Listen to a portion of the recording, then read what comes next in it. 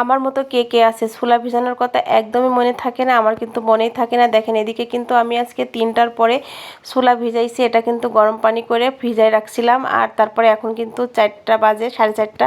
এখন কিন্তু সিদ্ধ করব। দেখেন ছোলাগুলো কিন্তু অনেক সুন্দর ভিজাইছে। যাদের আমার মতো মন আছে তারা অবশ্যই, যদি ভিজাতে মনে না থাকে তাহলে কিন্তু অবশ্যই গরম পানিতে ভিজাবেন, অনেক ভালো হয়। এটা কিন্তু আমার মার কাছ থেকে শিখা। দেখতাম মার যখন মনে না থাকতো তখন কিন্তু ছোলা ভিজাতো। আসসালামু আলাইকুম, সবাই কেমন আছেন? আশা করছি ভালো আছেন। আমি আলহামদুলিল্লাহ ভালো আছি। আমি জান্নাতুল কুষ্টা থেকে নতুন একটা ব্লগ ভিডিও নিয়ে চলে আসলাম আপনাদের সাথে গল্প করতে।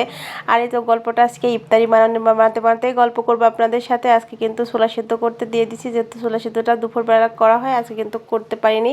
এজন্য ইফতারি এক মুহূর্তেই কিন্তু করে নিলাম। আর এদিকে কিন্তু আমি আজকে এই পেঁয়াজি বানাবো, যেটা বাঁধাকপি আর পেঁয়াজ, মানে পরিমাণ মতো পেঁয়াজ আর বাঁধাকপি দিয়ে দিব, আর কাঁচামরিচ। এটা তো সবাই অনেক বেশি পছন্দ করে, বলতে আমার ছেলের, মানে আমার ইমরানের অনেক বেশি পছন্দ। ও অন্য কোনো কিছুর থেকে এটা দিলে কিন্তু ও সস দিয়ে অনেক সুন্দর মতো করে খায়। এর আগের বছরে তো ইফতারিতেও ভাজা পোড়া কোনো কিছুই খাইতো না, এখন কিন্তু ভালোই পছন্দ করে।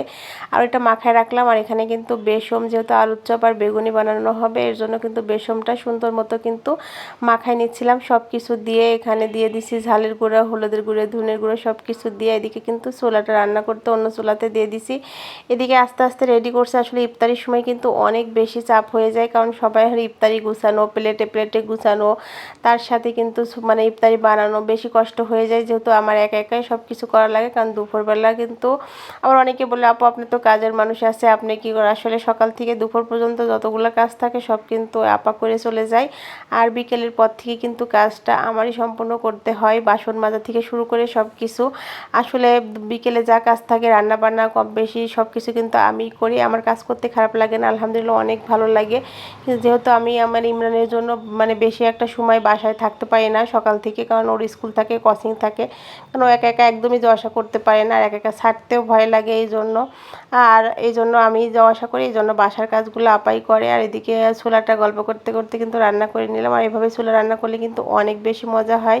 আর এখানে কিন্তু বেগুনির সাথে ঝালের গুঁড়া আর লবণটা মাখায় রাখছিলাম। আর এটা এভাবে মাখালে কিন্তু বেগুনিটা অনেক বেশি মজা হয়।